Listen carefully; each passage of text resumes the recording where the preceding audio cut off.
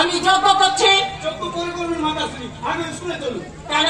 স্কুলে কি হয়েছে? কি হয়নি সেটা বলুন। আপনার ভাই গণেশকে ওই অঙ্কের মাস্টার এমন মার মেরেছে, মারে চলেছে অজ্ঞান হয়ে গেছে।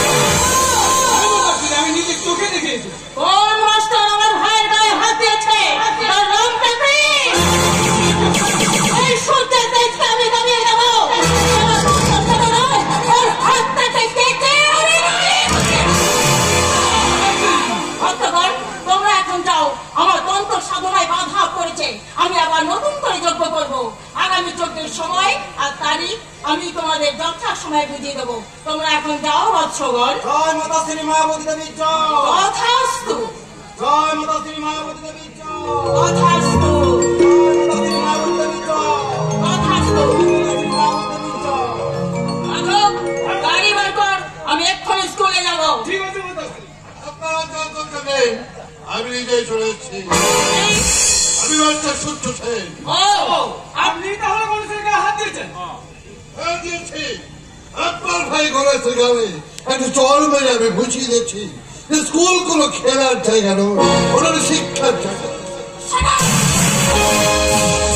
দেখি আপনি আমার গায়ে চর মারবেন। আপনাকে একটা চর মেরে বুঝিয়ে দিলাম ওই গণেশ কোনো সাধারণ ছাত্র নয়, ওই গণেশ হচ্ছে তান্ত্রিক মায়াবতীর ভাই। মায়াবতী? মাতাশ্রী মায়াবতী বলুন। আপনি জানেন না মাস্টার, আমার এই তন্ত্র সাধনায় আপনাকে আর আপনার মেহুল মিলাকে আমি বলি করে দিতে পারি। আমার ভাইয়ের গায়ে হাত দেবেন না।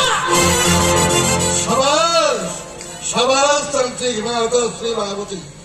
অসহায় মানুষগুলো কত বিশ্বাস ভরসা আপনার কাছে তারা যায় তাদের বোঝ খুন কাটাবার জন্য।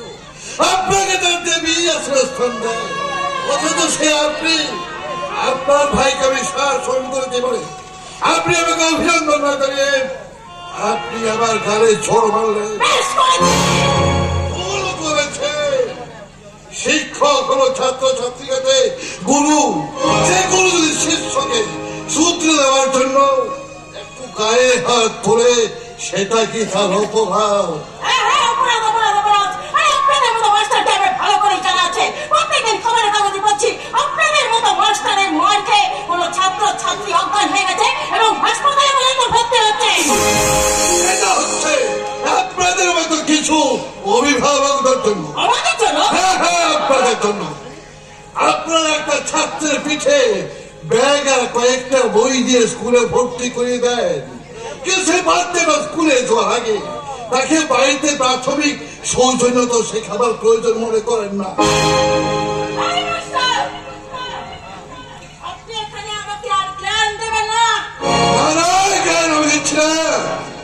ভেবেছিলাম আপনার ভাই গণেশকে আমি মানুষের মতো মানুষ করে তুলবো, কিন্তু আমি ভুল ভেবেছিলাম যার দিদি আমার লোক ঠকিয়ে খায় আর ভাই কখনো ভালো হতে পারে না।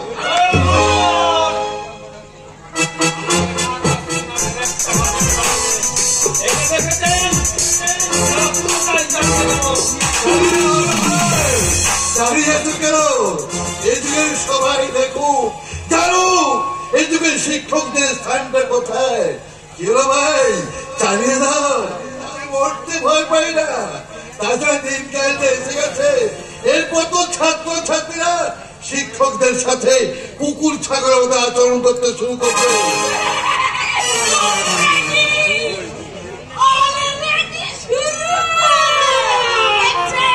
কি বলছেন অভিষেক?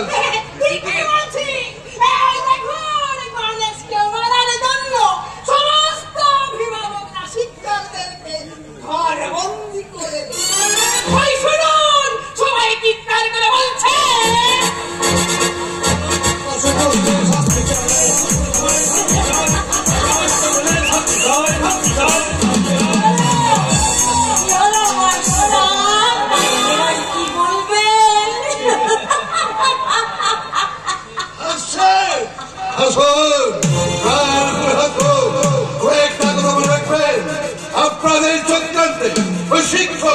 তৈরি হচ্ছে, যে শত্রুতা তৈরি হচ্ছে, একদিন তার নিজের ভুল বুঝতে পারে আপনারা তো খণ্ডতান্ত্রিকদের এই দেশ থেকে ছাড়াবে,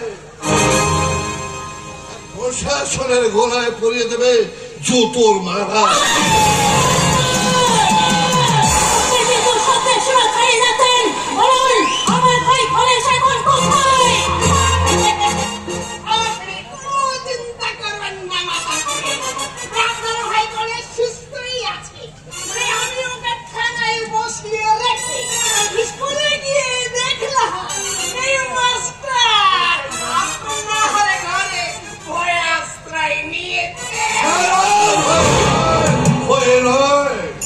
অভিভাবক হিসেবে আমি ওনাকে জানাতে এসেছিলাম, কিন্তু পরিণামে উনি আমার গালে চোর বাঁধলেন, রাখলেন। এর জন্য আপনাকে একদিন ভীষণ আফসোস করতে হবে। আফসোস মাতাশ্রী নয়, আপনার করতে হবে। সেই দিনটার জন্য তৈরি থাকুন। যান যান এখান থেকে। আমার সাথে থানায় যেতে হবে।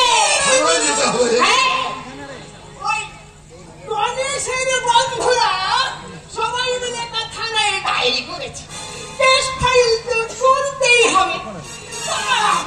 মাস্টার মানুষ বেশি হারেস করবে, ওই একটা উকিল ধরে জামিন নিয়ে ওই গণেশের বন্ধুদের কাছে ক্ষমা চেয়ে নিলেই হলো। ক্ষমা চাইতে হবে।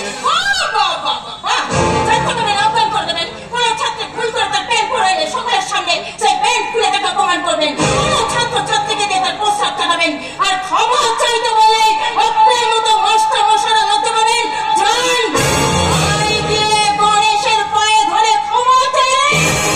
যেটা করেছি গণেশের ভারত জন্য করেছি, দরকার হলে আমি চাকরি ছেড়ে দেবো, ক্ষমা আমি চাইবো না।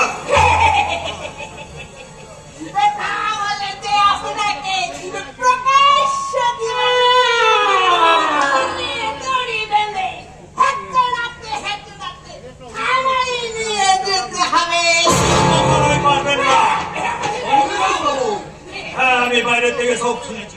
ওই মাস্টারমশাইয়ের চরে গণেশ অজ্ঞান হয়নি। অজ্ঞান হয়নি? না, ও বন্ধুদের সঙ্গে কিছু মজা করার জন্য অজ্ঞান হওয়ার অভিনয় করেছিল। তাহলে যে ওই গণেশের বন্ধুরা মিলে থানায় ডায়েরি। হ্যাঁ, বড়বাবুকে বলে সব মিটিয়ে নিয়েছি। আজ চলুন মাস্টারমশাই, চলুন। আপনি হলেন এই অঞ্চলের সম্মানীয় ব্যক্তি, আমি থাকতে থাকতে আপনার কোনো অসম্মান আমি হতে দেবো না। ধন্যবাদ। না না না না, এতে ধন্যবাদ আর কি আছে? এদের ছাত্রছাত্রী হচ্ছে আমার সন্তানের মতো।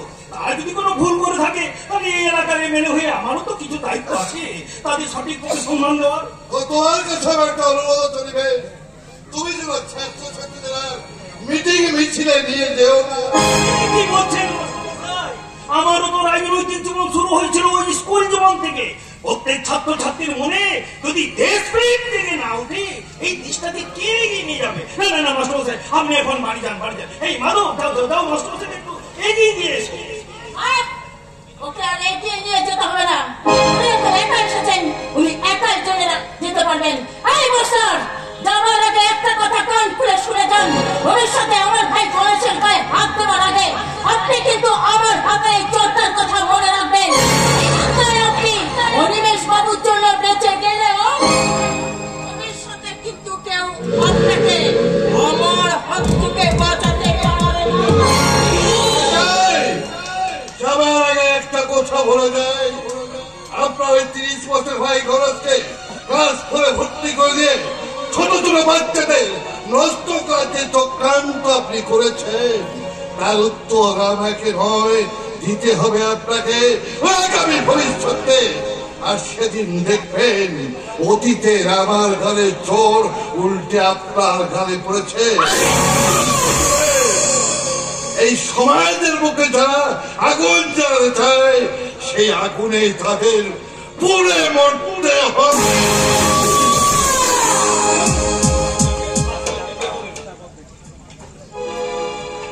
তারপর বলুন অনিমেষ বাবু, আপনি কেমন আছেন? আপনার তো আই ভালোই আছে। আপনার ভাই চাকরির ব্যাপারে আপনাকে কিছু চিন্তা করতে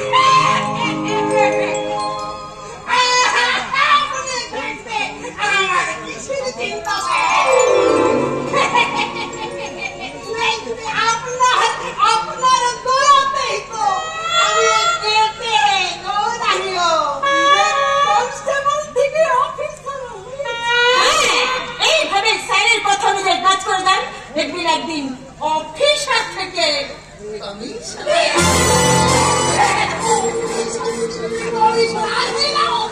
হ্যাঁ হয়ে যাবেন। এই মাতাশ্রী যখন যা বলেছে তাই হয়ে গেছে। আপনি শুধু আপনার গোষ্ঠীটা আমাকে একটা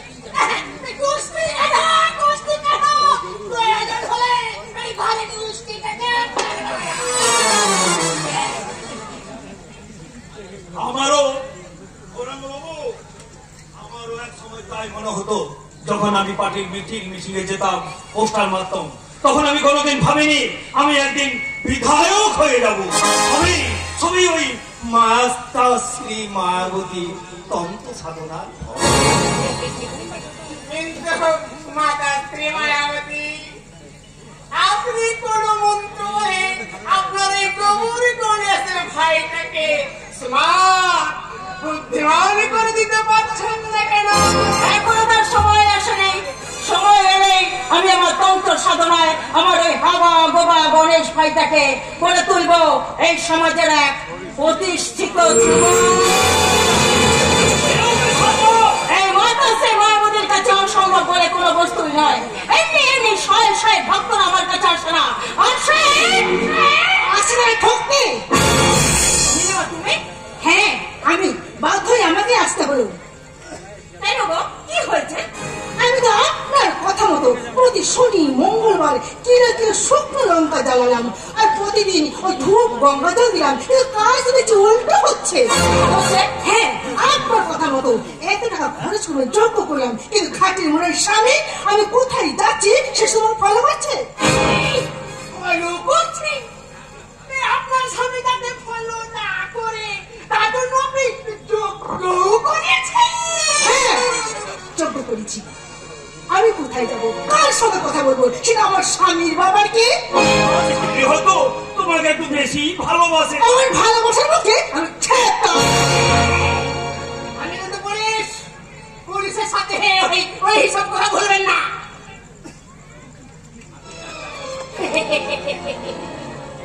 আপনি চান না যে আপনার স্বামী আপনাকে ভালোবাসে? না চাই না। তুমি কি চাও দিদিমা? আমি চাই আমার স্বামী আমাকে ডিভোর্স দিয়েছে। কে তোমার স্বামী? ওই খাটের মনে অসৎ। অসৎ তো খুব ভালো ছেলে, খুব ভালো ফুটবল খেলতো। আমি কতবার নিজের হাতে ওকে প্রাইজ তুলে দিয়েছি। ওই খেলার মনে প্রাইজ পাওয়া আর সংসার করা এক নয়। আচ্ছা ঠিক আছে দিদিমা, ঠিক আছে। তুমি বলো আগামী অমাবস্যাতে আমার কাছে একবার এসো তো। আপনি দয়া করে কিছুটা করুন, তা নাহলে ওকে নিজের হাতে থুম।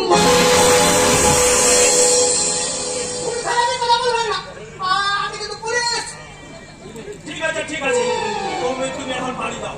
তোমরা দুজনে মিলে একদিন আমার ওই অফিসে এসো, আমি তোমাদের সব সমস্যার কথা শুনবো। বাহ বাহ বাহ, যিনি সমস্যা সৃষ্টি করেনি তিনি আবার সমস্যার কথা শুনবেন। সামনে কথা বলবে। আমি তো আমার মুখটা সামনে নেব, আপনি পারবেন তো 5 বছর পর আপনার গদিটা বাঁচিয়ে রাখতে? তুমি কিন্তু অনেক এক্সট্রা রাজ্যের সাথে কথা বলছো। এই 30 বছর না অনেক আপনার নেতা দেখেছি, আমার কাছে বেশি নেতাগিরি পালাবেন না। বাজার নয়, এটা আমার বাড়ি, আর আমারই বাড়িতে আমার সামনে দাঁড়িয়ে তুমি অনিমেষ বাবুর মতো সম্মানীয় ব্যক্তিকে অপমান করার সাহস পেলে কোথা থেকে?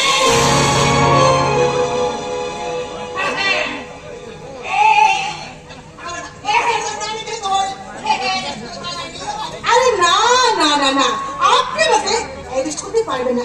দেখবেন একদিন আমি আপনাকে অ্যারেস্ট করবো। তুমি কিন্তু বড্ড বেশি বাড়াবাড়ি করছো। বেরিয়ে যাও তুমি এক্ষুনি। একটা কথা শুনে রাখো, আজকের এই অপমানের জন্য আমি তোমাকে কোনোদিন ক্ষমা করবো না। কি করবেন? আপনার পাখির ছেলেকে দিয়ে আমাকে তুলে নিয়ে গিয়ে ধরা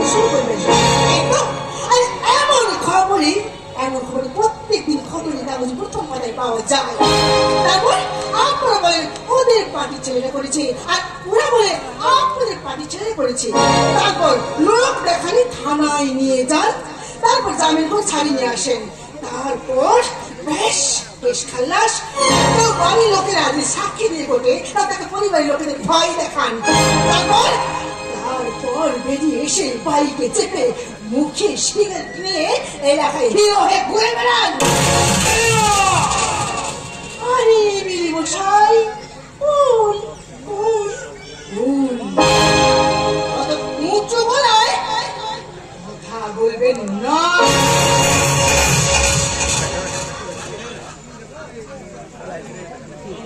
অনিমেষ বাবু, নারী জাতির চোখ খুলে গেছে, তাই তো বলছি পাচ্ছে একা না খেয়ে ভাগ করে খাওয়ার চেষ্টা করুন।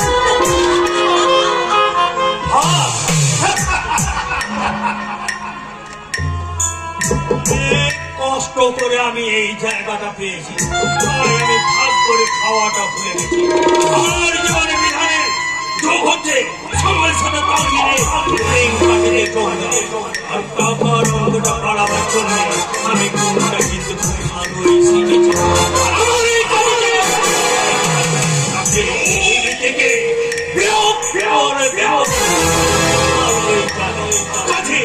আমার জীবনে ভাগ করাটা আপনি খুঁজেই পাবেন না।